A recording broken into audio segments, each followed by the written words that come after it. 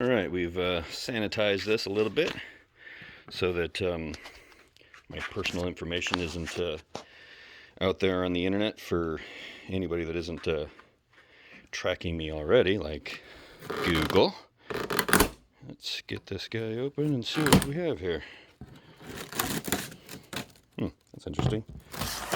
Must be a single piece. Yep, that's pretty high speed. Watch out, puppies. Alright, so the interesting thing is to get to all my pieces here, it appears as though the pallet fork frame is actually on the bottom, which is the piece that I kind of need. I guess the pallets are kind of right there. This is packed in exactly the way that makes it more difficult for me. That's funny. Of course, it does make shipping easier, and I do like getting things earlier. So, let's get the plastic off here and unbox this sucker. Alright. Let's see how this guy's put together. It appears the box has been stapled shut.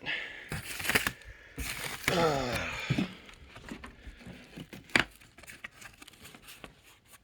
kind of want a stapler like this. That'd be kind of cool.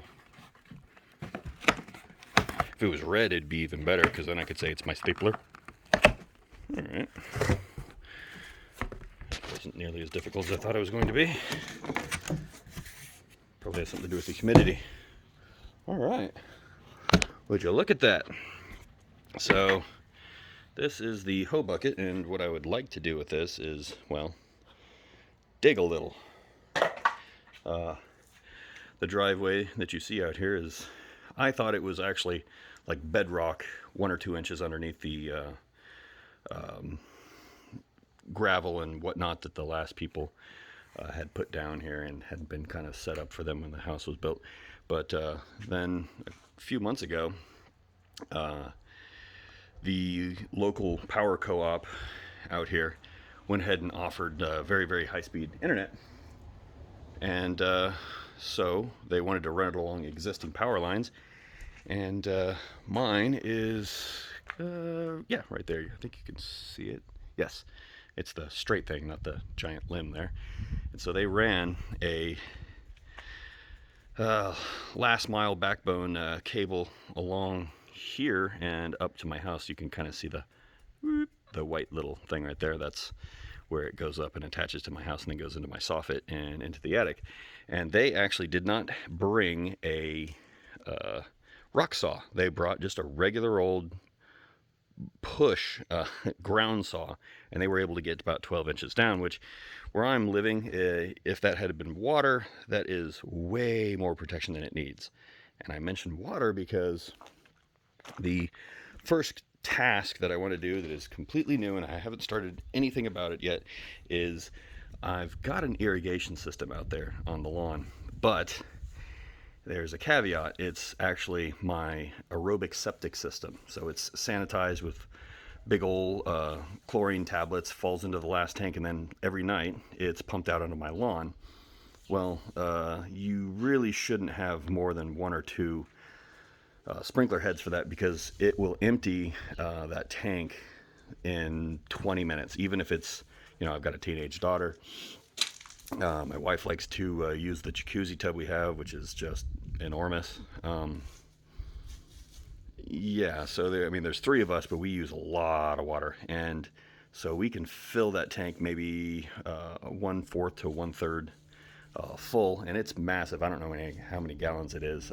It's big enough for you to drop down inside, and if you're short enough, you're like in a dungeon down there, and a smelly one at that. It is sanitized. A lot of chlorine on my lawn. Doesn't seem to bother the plants at all, which just confuses the heck out of me. But yeah, so that's really dumb, because he's got 6 sprinkler heads out there. It's barely like you're doing anything. You're not really doing anything with it. So I wanted to dig those up and put a sprinkler head pretty close to the septic tank there, and then maybe co-op the rest of the system to actually sprinkle water.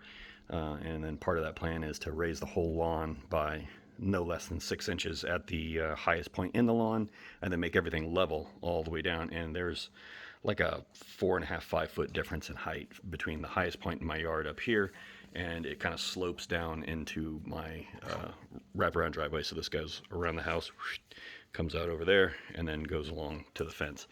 And so we got some big rocks here. I might actually be able to use those as part of a retaining wall with some cement, but it's 4 feet high, so I don't really know.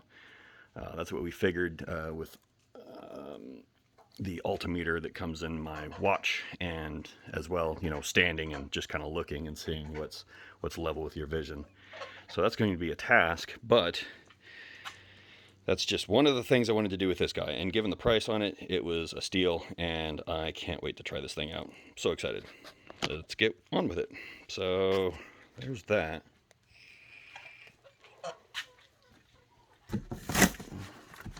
It's supposed to be kind of heavy.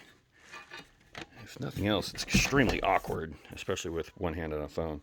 I think I can pick it up, but it doesn't really, the carrying handle doesn't really lend itself to being picked up by a human, which is great for me because that is thick. See how thick that is, and then you see how, I wouldn't even call that thick, I would call that, see how thin that is. I mean, my cutting edge is significantly thicker, obviously you can see. And but this bucket is kind of a generalist bucket. That one's got a purpose, many purposes. So let's get going.